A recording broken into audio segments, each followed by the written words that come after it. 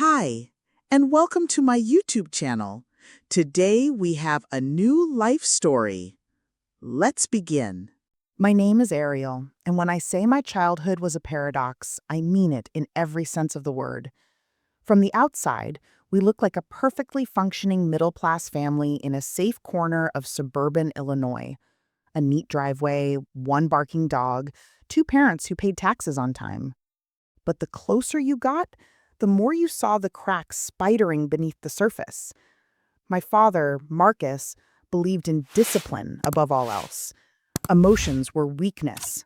Questions were disrespect. And my mother? She didn't believe in getting in his way. He was the kind of man who thought silence was authority. He never raised his voice, but when he stood in a room, the air thinned. His disappointment stung more than any slap could. We learned early on to anticipate it, to correct our tone mid-sentence, to never speak unless prompted. I was the oldest of three. My sister Talia was always the golden child, sweet, obedient, always smiling on cue. My brother, Jasper, learned early how to fly under the radar. But me? I was too curious, too eager to understand why things were the way they were, too slow to accept that some truths were fixed. So I learned the hard way what happens when a child asks too many questions in a house built on unspoken rules. I wasn't a problem child. I didn't sneak out or party.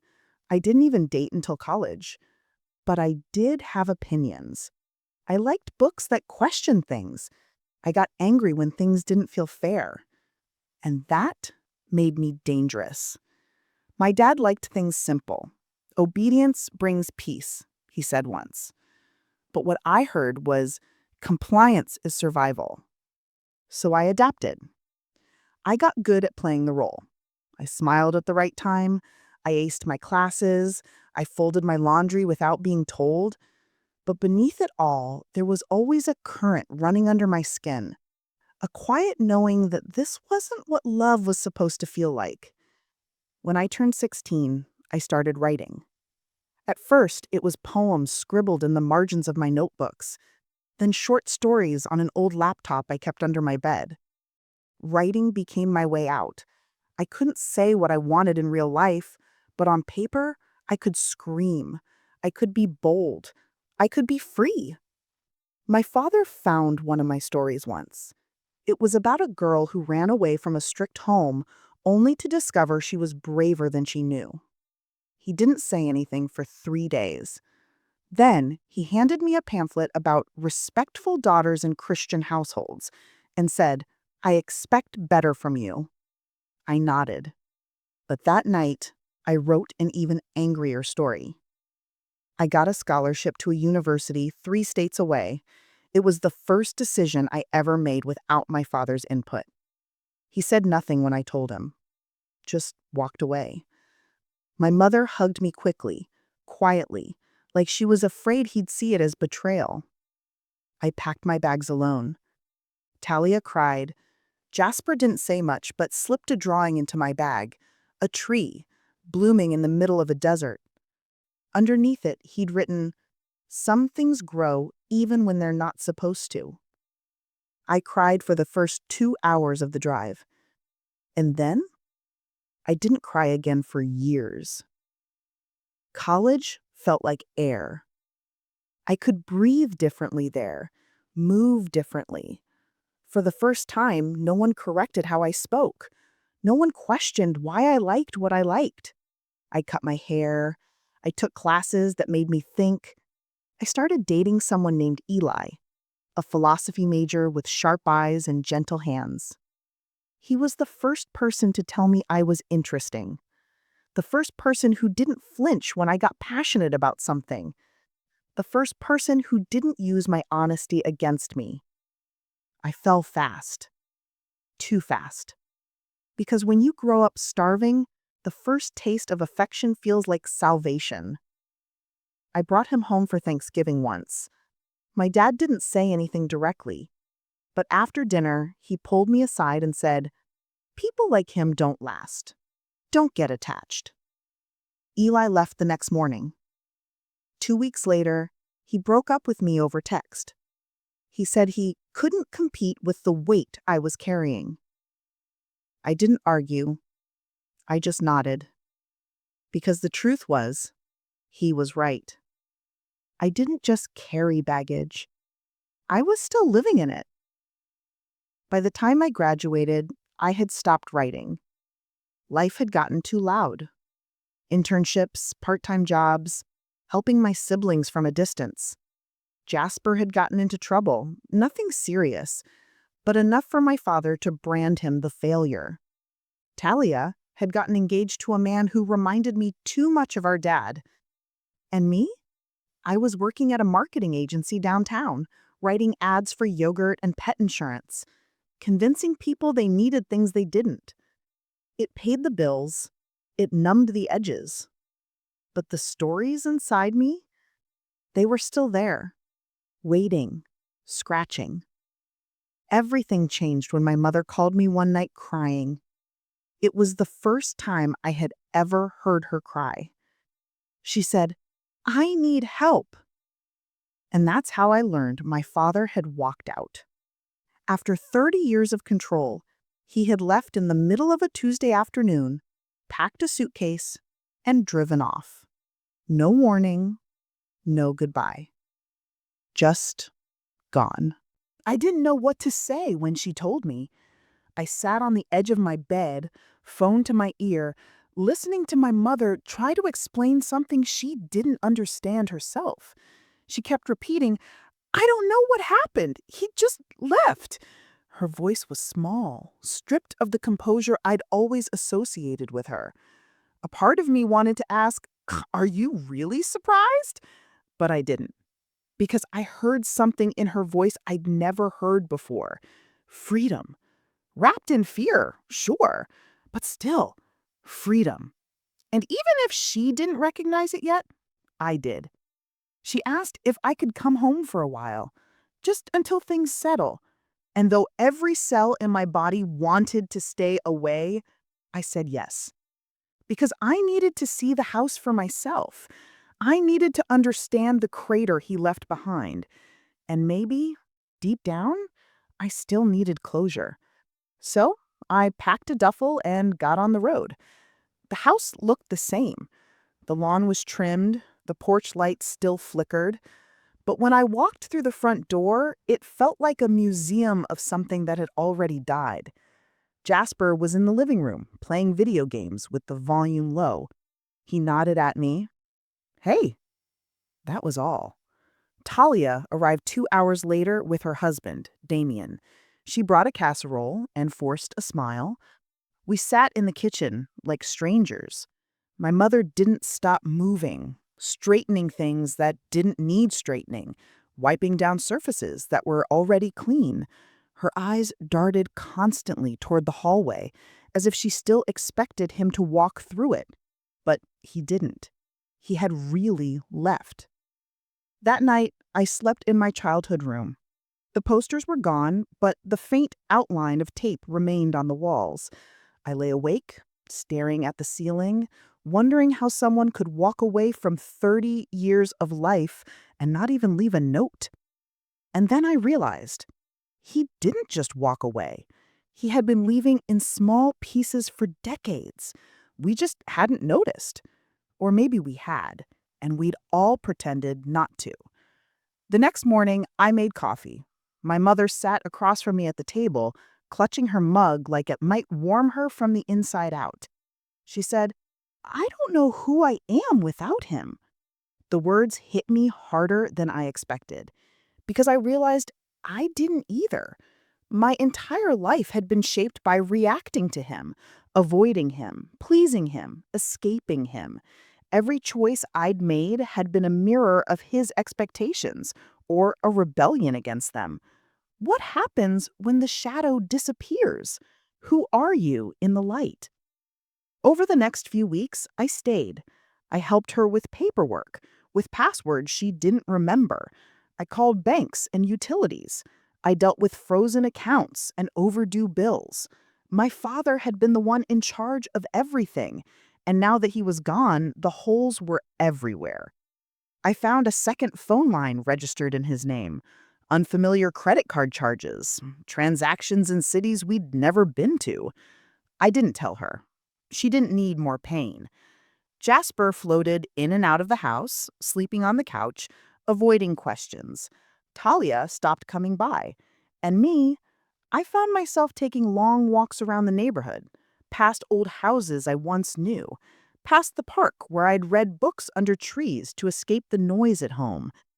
Everything was smaller than I remembered, except the grief. That felt enormous. It wasn't just about him leaving, it was everything he'd taken long before he walked out the door. One night, I opened my laptop and started writing again. Not stories, letters. To him, to myself, to the girl I used to be.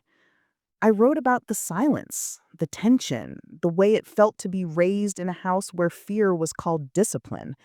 I wrote until my hands cramped and my eyes burned. I didn't know what I'd do with the words, but they were mine again. And that was enough. Until the day he showed up. It was a Saturday afternoon. My mother was at the store. Jasper was asleep on the couch.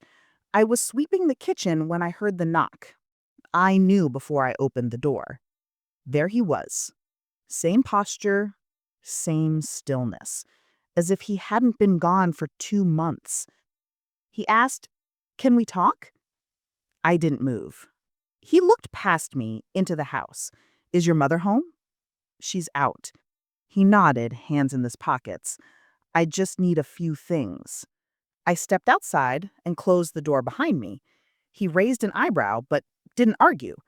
We stood there in silence for a long time. Then I asked the question that had been burning in me since the day he left.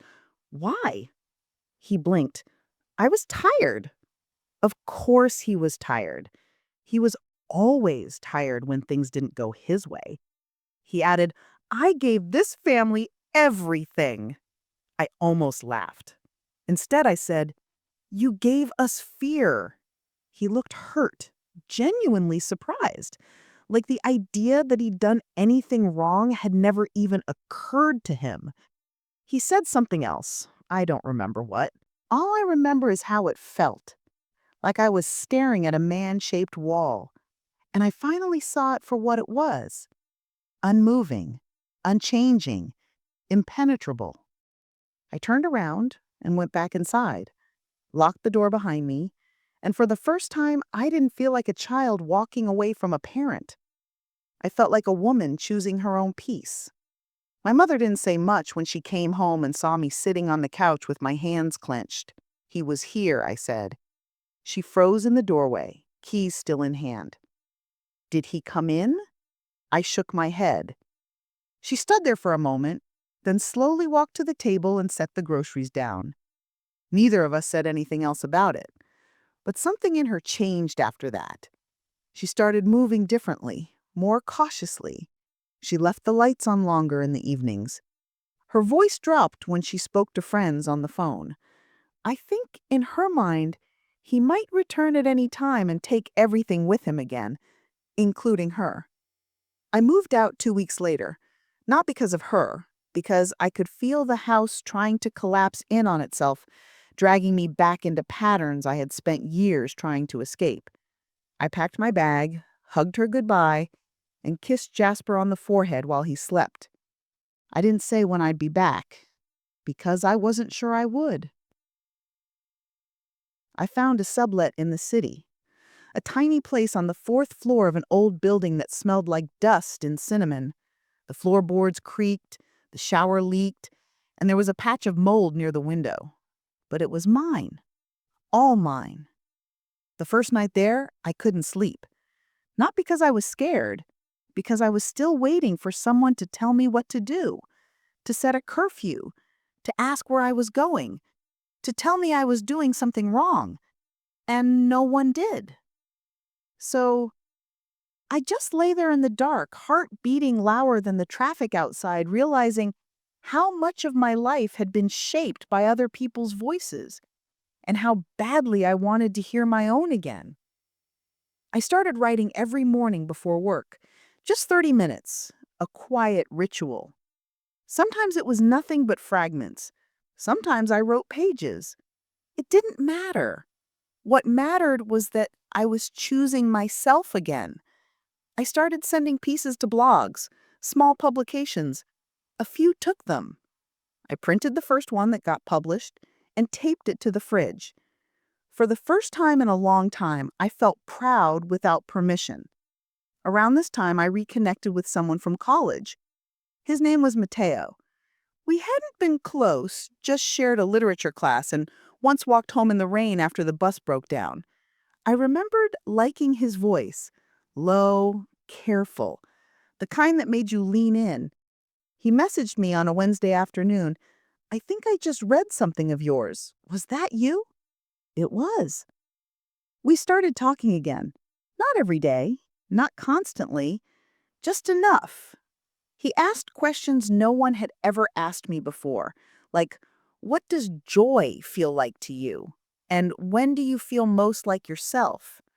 We met up once for coffee, then again for a walk, then a movie, then a night where we didn't say goodbye until the sky turned orange. I didn't fall for him right away, but I did feel seen, truly seen. And that was a start. Meanwhile, my mother began to rebuild in her own quiet way.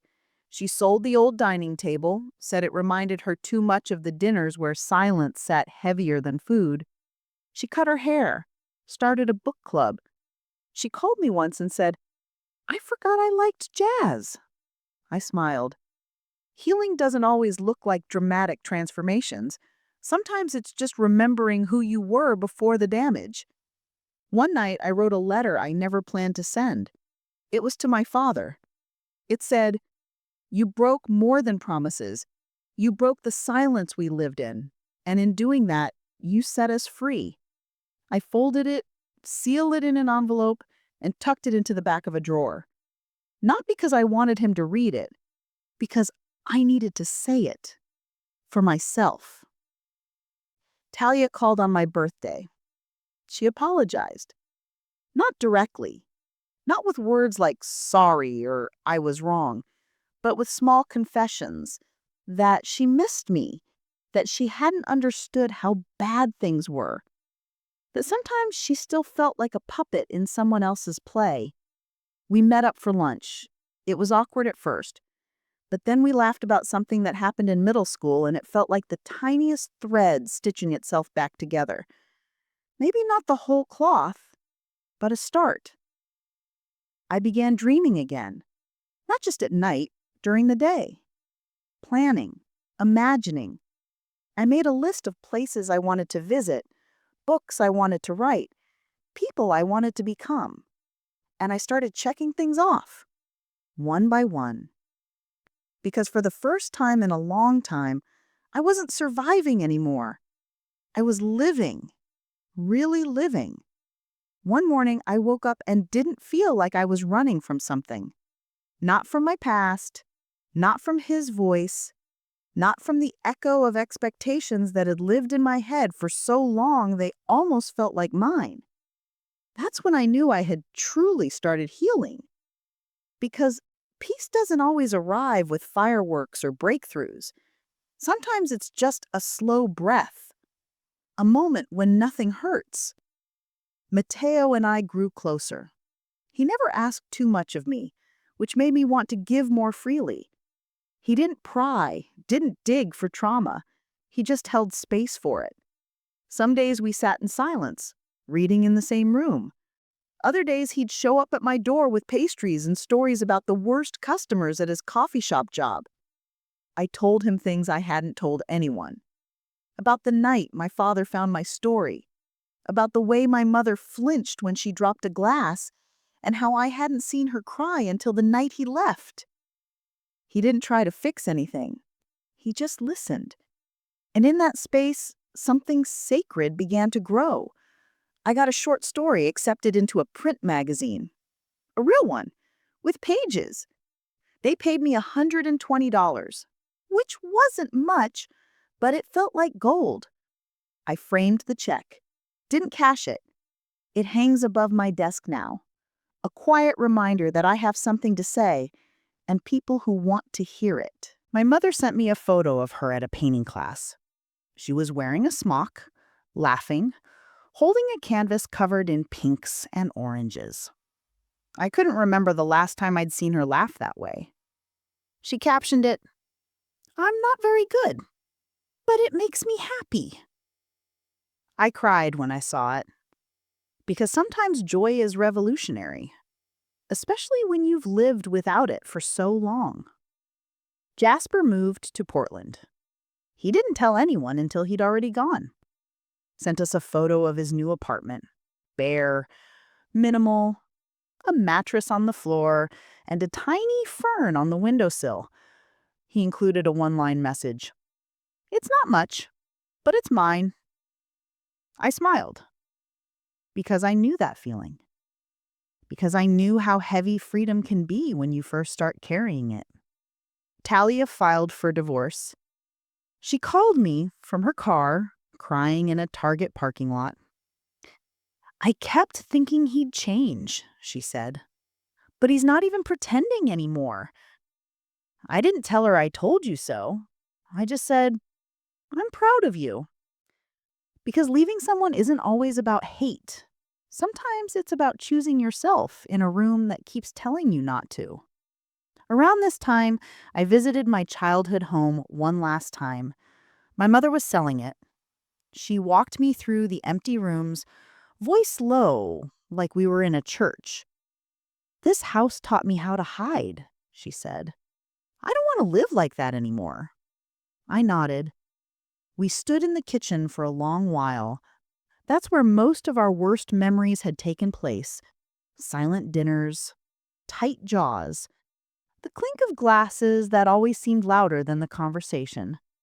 I placed my hand on the counter and whispered, "Goodbye." It didn't feel sad. It felt right. After we locked up, I drove past the high school, the park, the library, all the places that had once felt like escapes. Now they just look small. Not unimportant, just finished. That version of my life was over, and that was okay. Mateo and I took a trip that fall. Nothing big, just a weekend by the coast, a tiny cottage with creaky floors and mismatched mugs. We cooked pasta, we drank wine, we read on the porch wrapped in too many blankets. And one morning, as the sun rose over the water, he looked at me and said, "You don't disappear anymore." I asked him what he meant. "You used to leave the room even when you were in it. I'd see it in your eyes. You'd vanish. But now, you're here. All of you." I didn't know what to say. So I kissed him, because sometimes words aren't big enough for healing. One night, I read through my old journals. There was an entry from when I was 14. I had written, "Maybe I'm the problem. Maybe I feel too much." I closed the notebook and whispered, "No, you are just alive. I'm not sure where the road leads next, but for once, I'm not afraid of not knowing. I'm not looking over my shoulder. I'm not waiting for the next blow or the next silence or the next moment where I have to explain myself to someone who refuses to understand. I'm just living fully." Some mornings I wake up before the alarm, not because of anxiety, but because the light hits just right and the tat curls against my ribs and the quiet feels soft, not empty. That's how I know I've changed. For years, waking up meant bracing. For noise, for tension, for silence that could crack your bones. Now it means stretch, breathe, begin. I didn't expect to build a life I liked. I only ever dreamed of escaping the one I had. But somewhere along the way, through the coffee dates, the long walks, the late-night writing, and the grief-filled mornings, I started assembling something real, something that belonged to me. My writing picked up. I got invited to speak on a small panel for women writing about healing and trauma. I almost said no, but I didn't. I stood in front of a room of 20 strangers and told the story of a girl who learned to be invisible, then taught herself how to be seen. When it ended, someone came up to me and said, "You said what I've never been able to say." I went home and cried in the shower, not out of sadness, out of release. I didn't tell Mateo at first about the panel or the crying. He would have been proud, and I knew that. But some victories are too sacred to share right away. Some are just for you, to hold close until the time feels right. He eventually found out anyway. He saw my name tagged in a post, read the caption, then sent me a photo of flowers at my door. No note, just wildflowers in a jar. The exact kind I used to doodle in the corners of my notebooks. That's how he loves. Quietly, precisely. My mother moved into a small condo near the lake. She joined a choir, started biking again, and sent me voice notes once a week with updates like, "I made a new friend today. She makes pottery and loves jazz." Or, "I finally watched that movie you kept telling me about, and yes, I cried." She is, for the first time in my memory, her own person. She no longer flinches at dropped pans. She no longer lowers her voice when talking about the past. Sometimes we talk about him, briefly, as if he's a distant country we once visited and barely survived. He did try to reach out again, through email, then through Jasper. I didn't respond. None of us did, really. What do you say to a man who only loved you when you were obedient? What do you say to a man who taught you to fear your own voice? Nothing. You let the silence return to him, and you keep going. Jasper still sends me odd text messages at 2 a.m. Photos of sunsets, a line from a book, sometimes a meme that makes no sense. He says he's seeing someone now, someone who understands that he needs quiet to think and space to feel. That's all I've ever wanted for him. Talia called one evening and said, "I'm redecorating. Got rid of all the gray." I laughed. "All of it?" She said, "Every last pillow. My new pouch is burnt orange." We talked for 2 hours that night about color and therapy and how healing sometimes looks like painting your kitchen yellow because it reminds you of sunlight. Mateo and I moved in together last spring. It wasn't dramatic. No grand speeches, no furniture moving montage. He just started leaving books on my shelves. I started cooking meals in his kitchen. Eventually, we both stopped referring to them as his or mine. One day, I caught him folding my laundry, holding up my shirt like it was made of paper. He said, "I like how you wear this one when you're nervous." I asked him how he knew. He shrugged. I pay attention. I kissed him so hard I knocked the shirt from his hands. Because that's the thing about healing. It softens you, but it also makes you ferocious about the love you fought to deserve. I still write. Not every day, but enough. Some days I write fiction. Some days I write letters I'll never send. Some days I just write to prove to myself that I still can. I teach a whiting class now.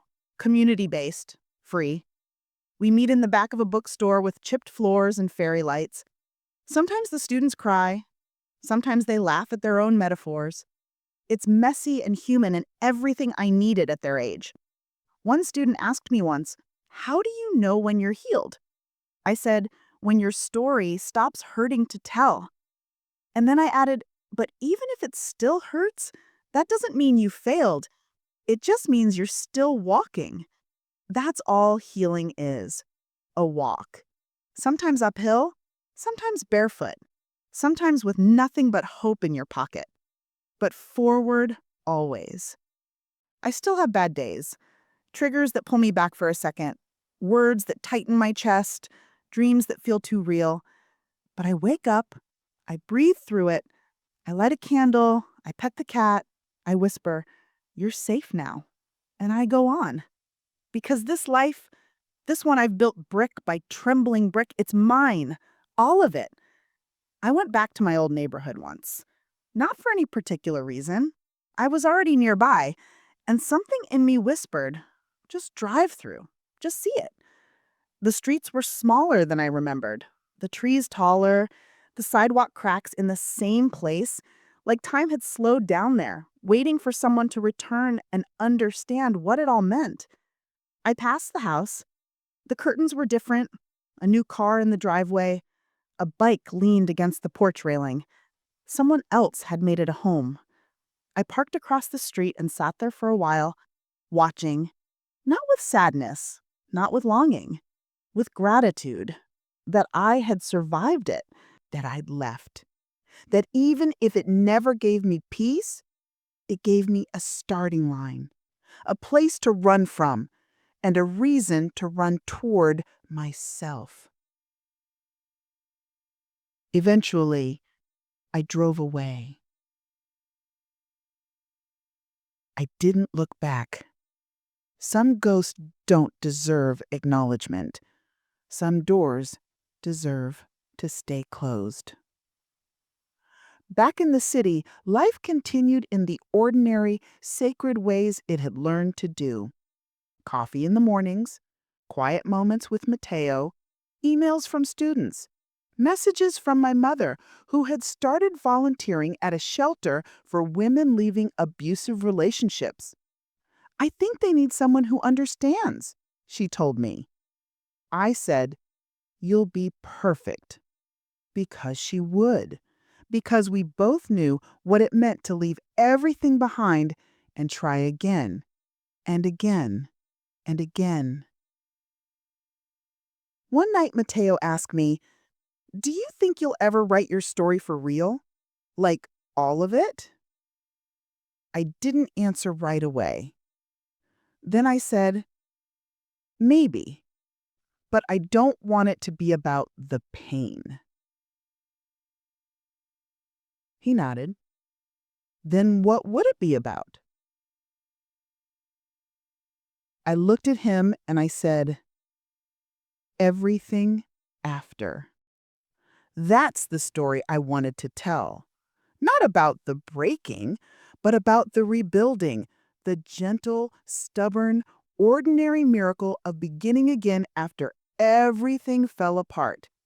The friendships that held, the mornings that didn't hurt, the soft shirts and soft hands and soft places to land, the self-trust that returned in pieces and then stayed, the joy, the life I didn't think I was allowed to have and made anyway. So I wrote, and I lived. And when people ask me what I'd been through, I said, enough to know what matters, enough to know what doesn't, enough to walk away from anyone who confuses love with control. I still keep that first check above my desk. I still pet my cat every morning. I still light a candle on hard days. I still pause before sending an essay, wondering if it's too raw, too much, too vulnerable. And I still send it. Because the words matter. Because the story matters. Because the girl who was told she was too emotional, too loud, too much, she turned out to be just right. And now, she writes stories not for permission, but for power. Not for pity, but for truth. She writes because she's not afraid anymore. Not of silence, not of herself, not of what people might say. She writes because somewhere out there, another girl is sitting in her room wondering if she's the problem. And she deserves to know that she's not, that she's never been, that the story can change, that healing is slow, but it's real, that the past may shape you, but it does not define you, that she is allowed to leave, to grieve, to begin again. And that one day she'll stand in the sunlight, coffee in hand, story on her tongue, and say, "This is who I am now, and I'm not going back."